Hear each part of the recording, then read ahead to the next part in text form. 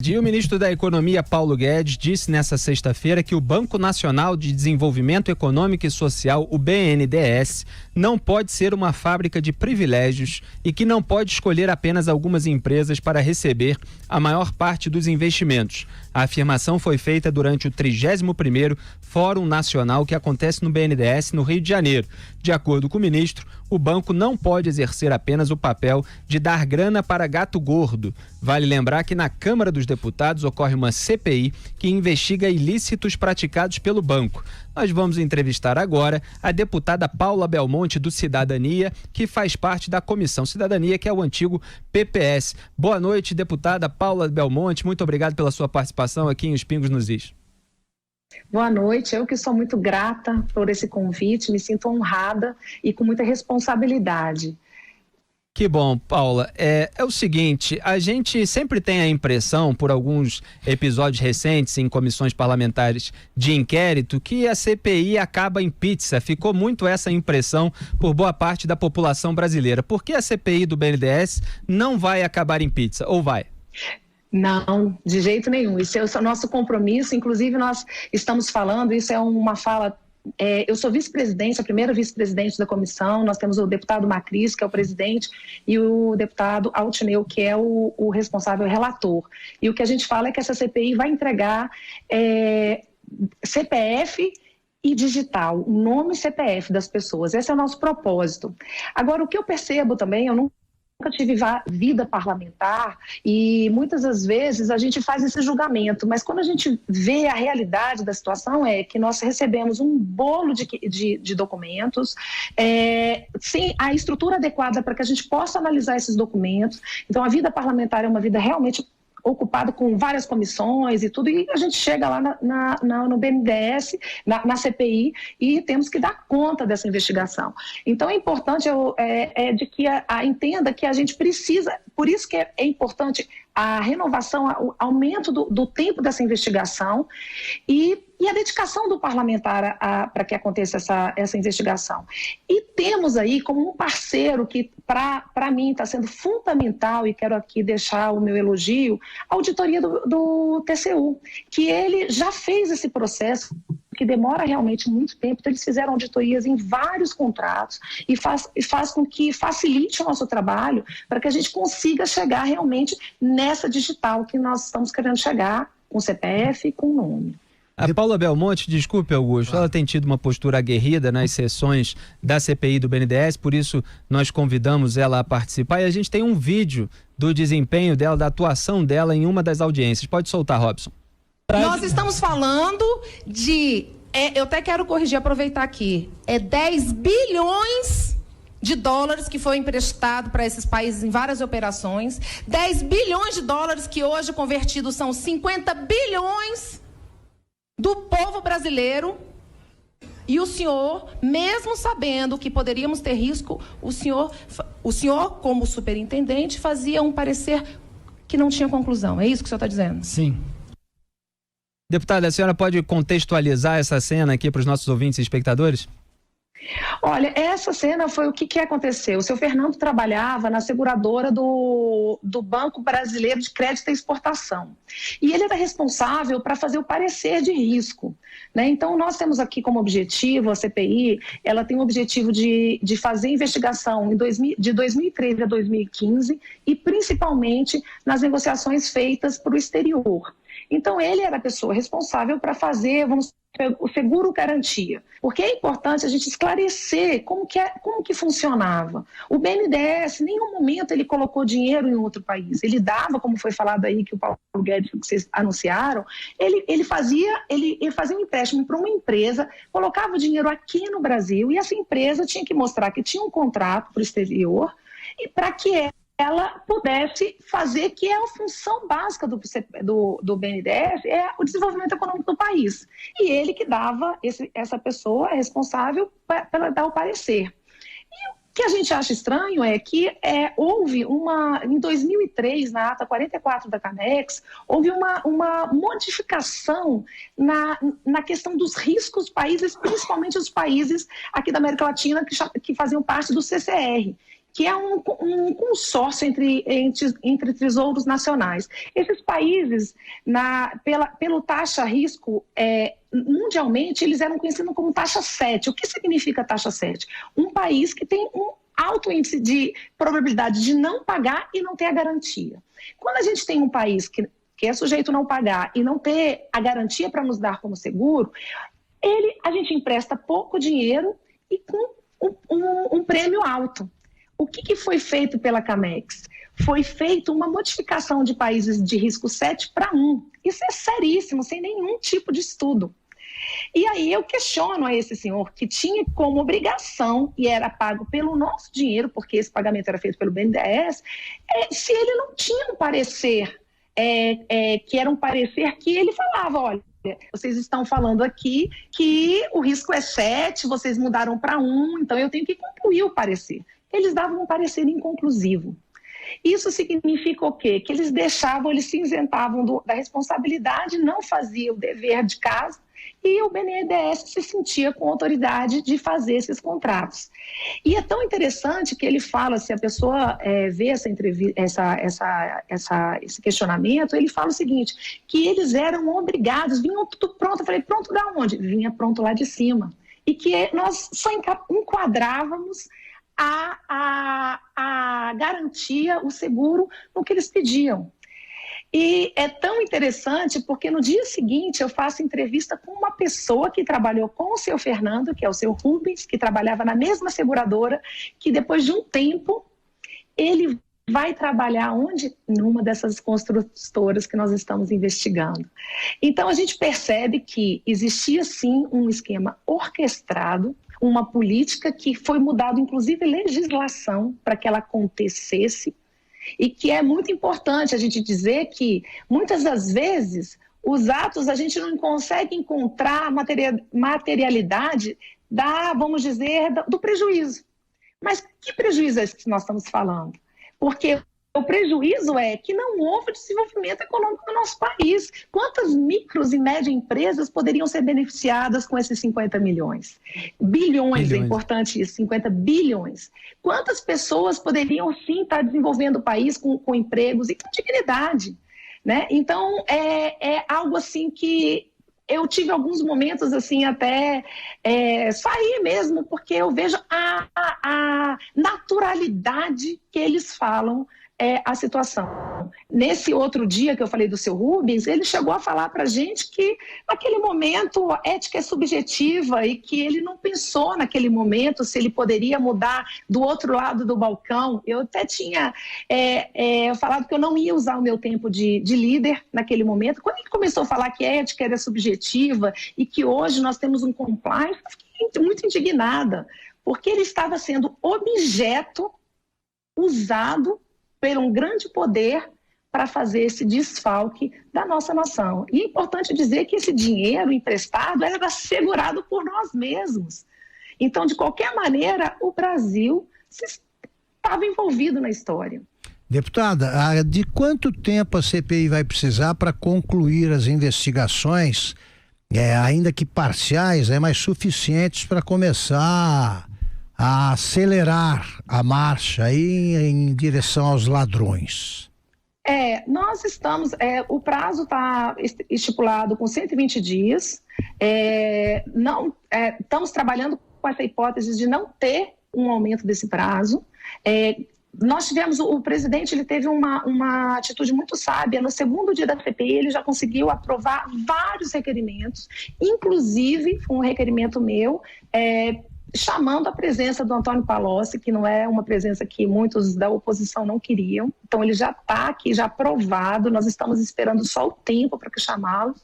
Semana que vem nós temos aí o Guido Mantega, também é uma pessoa assim que você vê a digital dele em vários aspectos e nós estamos muito empenhados. Eu posso dizer que tem um grupo de parlamentares que está colocando isso como prioridade absoluta, estudando o caso, trazendo pessoas aqui para dentro do gabinete, estudando, entendendo, para que a gente possa mesmo mostrar e apresentar isso para a sociedade. E limpar essa imagem do parlamento, que é exatamente o que o Felipe falou. A CPI só dá pizza. Não, temos sim possibilidade de pelo menos mostrar, talvez não conseguir, vamos conseguir pelo prazo chegar, vamos assim, com toda a vontade, aonde a gente realmente quer, mas os indícios com certeza já temos, inclusive. Nosso repórter José Maria Trindade de Brasília tem uma pergunta para a senhora deputada Paula Belmonte. Diga aí, Zé Maria. Pois é, deputada, já houve uma CPI do BNDES, né, que tem muitos documentos que evidentemente devem estar nessa CPI também, mas essa parece que está numa pegada diferente, até pelo momento político. E está mesmo confirmado o depoimento do ex-ministro Guido Mantega para a semana que vem? Quarta-feira. Nós temos 2 oitivas na terça, com 2 funcionários. Eu não me recordo quais são os nomes dos 2 funcionários. E com ele, quarta-feira. Está confirmado, sim. E em seguida, o Antônio Palocci. A prioridade, na realidade, é exatamente essa, Antônio Palocci, porque aí nós fechamos todos os ciclos de presidentes, né? Nós já tivemos com 4 presidentes. Nós tivemos com Joaquim Levy, que a comissão foi lá no BNDES, mas ele também está convocado para ir para a CPI, a prestar depoimento, mas ele já fez, abriu lá o BNDES, mostrou. E o interessante disso tudo, que o que a gente percebe é o seguinte, que todos eles estão colocando culpa no COFIG e na CAMEX. Quem faz parte do COFIG e da CAMEX? São os ministros de Estado. Então, assim, eles estão assim, colocando isso de uma forma assim, bem declarada, mas nós também temos que colocar que houve uma omissão, pelo menos daqueles responsáveis. E essa omissão ela tem que ser corrigida também. Então, todos eles já estão deixando isso bem claro. Se vocês olharem os nossos depoimentos, todos eles falam isso com muita claridade, com clareza, né? Essa responsabilidade dessas pessoas. E nós tivemos o depoimento do Demian Fioca, tivemos o depoimento do Paulo Rabelo, do Joaquim Levy e do Luciano Coutinho. Isso. Foi possível extrair alguma coisa do Luciano Coutinho, que é um velho parceiro do Lula, desde os primeiros encontros do Foro de São Paulo e até antes? Olha, eu acredito que essa CPI, assim, eu acho que até o sentimento das pessoas tá tendo uma pegada diferente, porque primeiro é exatamente isso. As pessoas que estão na CPI são pessoas parlamentares, praticamente muitos são novos de primeiro mandato, não é novo que veio de uma outra situação, novos de primeiro mandato e com muita vontade de fazer. A segunda situação que está fazendo essa diferença e que eu quero aqui reiterar é esses relatórios do TCU. Né? Então, o TCU tem sido um grande parceiro, porque eles fizeram um relatório minucioso, mostrando todas as irregularidades contratuais, ao ponto de vocês terem uma ideia, foi feito um empréstimo em Cuba de uma rodovia que já tinha acontecido, já tinha sido feita há um ano antes. Empréstimos que foram feitos que nunca existiu nenhuma obra. E uma coisa mais interessante, Cuba não fazia parte desse sistema CCR, né? Então eles organizaram para que ela tivesse as mesmas condições de se tornar um país número 1. Quando a gente fala de número 1, a gente aumenta o número de crédito, né? Para que a gente possa fazer para aquela empresa, para aquele... Perdemos o sinal rapidamente com a deputada Paula Belmonte. Paula, eu peço para a senhora repetir, por favor, a frase. Já retomamos o sinal? Por favor. Qual frase agora? As 2 últimas. Que Cuba tá... Pois então assim, eu estava falando de Cuba. Isso. Cuba é um caso muito interessante, as coisas que aconteceram lá, porque ela não fazia parte do CCR, Isso. porque eles tinham a desculpa do CCR, que realmente os países que fazem parte do CCR são países que eles não se tornam inadimplentes, porque para cada Tesouro Nacional é muito importante essa relação comercial, e Cuba não fazia parte, não tinha bem garantia. Mas a gente vê o quê? Empréstimos feitos, que não existia obra e que esses empréstimos continuaram a ser feitos, e o mais interessante é que mesmo sendo constatado que nunca aconteceu a obra até hoje, nenhum presidente do BNDES fez o pedido para reaver esse dinheiro. A outra questão que eu acho que nós constatamos foi que todos esses empréstimos internacionais, normalmente o que se faz? O prêmio se paga até a obra terminar e, na sequência, você divide o empréstimo por 10 anos. No caso de Cuba, o prêmio foi dividido por 300 meses, todos eles eram 15 meses, no caso de Cuba, 300 meses. Então, você vê realmente uma benevolência do governo brasileiro em fazer um agrado a um país que tem uma ideologia política parecida com a nossa. E o mais interessante que nós governo do PT, deixando também, bem claro. O governo do PT.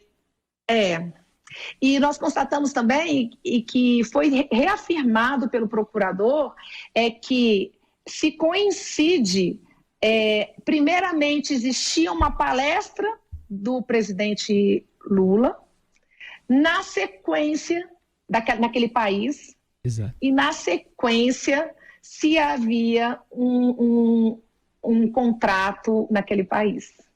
Exatamente, havia uma reunião do Lula com o mandatário daquele país, se eu não me engano, era Angola, foi o procurador Ivan Marques que falou isso na audiência, eu estava assistindo na hora. Exatamente, mas ele falou, ele inclusive confirmou que não é só a minha, ele houve várias outras questões que eles já verificaram. Isso, sobre Venezuela, ele deu uma explicação que, aliás, é muito parecida até com a explicação que aparece naquele filme, Polícia Federal, a Lei é para Todos, mostrando justamente que o Lula ia lá dar uma palestra bancada pela Odebrecht, aí tinha reunião com o mandatário do país, que fazia lá propaganda de possível financiamento para uma empresa brasileira, etc. E daqui a pouco o BNDES brasileiro liberava dinheiro para a Odebrecht fazer obra naquele país, quer dizer, a própria empresa que estava pagando a suposta palestra do Lula por lá.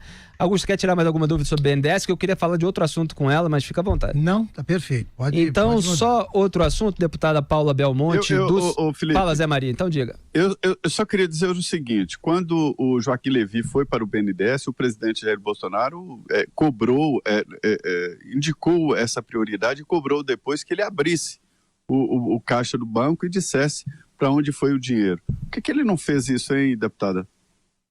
Não, ele na realidade fez, sim. Em 2015, o TCU ele entrou com uma liminar, eles abriram todas as contas. O Joaquim Levy, ele abriu para a nossa CPI, inclusive, todo o operacional lá, mas ele foi uma das pessoas que me procurou, porque eu estou sendo incisiva nisso, porque eu entrei na política com uma defesa muito forte dessa nossa responsabilidade. O que é ética? Nós temos que ter essa responsabilidade com o nosso país, porque a repercussão disso, muitas pessoas ficam muito ligadas no dinheiro que foi desviado e quanto que ficou rico. Mas isso é importante, mas o mais importante é o hospital que não funciona, é a criança que está entrando para o tráfico, é as consequências da corrupção. E isso é algo que me deixa muito triste, porque eu estou vendo aqui no Distrito Federal essa realidade, 400 mil desempregados, crianças com 6 anos usando crack, hospital que não funciona, e isso parece que é algo meio que natural, o brasileiro ficou meio que anestesiado que a corrupção existe. Então a gente tem que mostrar que não é certo isso. E foi muito interessante que um depoente, que é o Rubens, ele falou isso, a ética é subjetiva, naquela época eu não faria, naquela época eu não achei problema, hoje eu não faria. Né? Eu até falo para ele assim, olha, você não faria, não é porque a ética mudou, porque a ética ela é a mesma, é porque agora as pessoas estão sendo presas. E então eu vejo que assim, o TCU tem tido um papel muito importante. Agora, uma outra questão que eu acho importante também, que me surpreendeu muito. Primeiro, os presidentes e todas as pessoas que estão em cargos de direção do BNDES ganham bonificação. Então, se você entra no site, isso foi um requerimento que eu fiz, se você entra no site do BNDES, você vai ver que o salário de um presidente chega por volta a quase R$100.000. Mas eles não colocam a transparência da bonificação. Então, a movimentação do BNDES financeira trazia para os dirigentes uma bonificação que essa ainda não está transparente. Eu cobrei deles lá. Cadê essa transparência? E isso, infelizmente, acontece em todas as empresas públicas. Quer dizer, nós brasileiros temos empresas e nós damos empresas que não deram o lucro desejado, mesmo o BNDES dando as contas aí, batendo, ela não fez o que ela tinha que ser feito, que era o objetivo principal de desenvolvimento social, econômico do nosso país, e mesmo assim os presidentes ainda recebiam bonificação do dinheiro brasileiro. É assim, para mim é algo assim, vergonhoso. Deputada, a gente já está com o tempo quase estourado, mas eu não posso deixar de registrar que a senhora, nesse combate à corrupção, à impunidade, também defendeu a permanência do COAF no Ministério da Justiça e da Segurança Pública nas mãos do Sérgio Moro. Com o ministro Sérgio Moro e disse que, inclusive, o meu partido, Cidadania, nós estamos fechados a respeito disso. E nós estamos defendendo, sim, e se chegar no plenário, nós vamos estar fazendo um trabalho para que isso continue lá onde tem que estar. Na comissão mista da MP da Reforma Administrativa, houve 2 votos do Cidadania, do seu partido, feitos pelo senador Alessandro Vieira e pelo deputado Daniel Coelho, para manter o COAF no Ministério da Justiça. Eram os 2 membros do partido. O placar, infelizmente, foi de 14-11 para que ele fosse transferido, o COAF, de volta para o Ministério da Economia. Por que a senhora considerou, Felipe, fundamental a permanência? Isso, peço para as pessoas que estejam veja quem são os deputados que não votaram a favor disso. Veja quais são os partidos políticos. E quem interessa o COAF não continuar no Ministério da Justiça. É isso aí, então. Muito obrigado, deputada Paula Belmonte, Eu do que Partido agradeço, uma grande Cidadania. oportunidade, uma grande honra estar aqui com vocês e estou aqui à disposição para que a gente possa verdadeiramente começar a plantar essa semente de uma política responsável, uma política ética e uma política fraterna, porque nós vivemos nesse Brasil e todos nós queremos ter um Brasil de alegria, um Brasil que as coisas aconteçam com essa transparência e com essa responsabilidade. Muito obrigado, boa noite, bom trabalho, seja sempre bem-vinda. Eu que agradeço, grata.